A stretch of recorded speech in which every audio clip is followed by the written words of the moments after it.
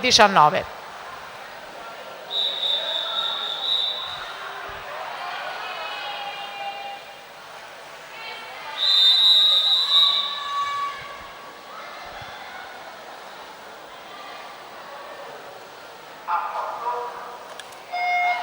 Attenzione, annuncio squalifica, Francesca Reffo è stata squalificata per nuotata irregolare.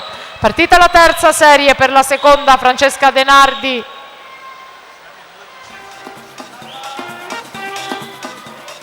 In corsia 1 Sara Zanonni in 2, Sofia Brunello in 3, Federica Franceschetti in 4, Giada Forest in 6, Chiara Corazza in 7, Martina Orlandi in 8, Sente Scudeller in 5.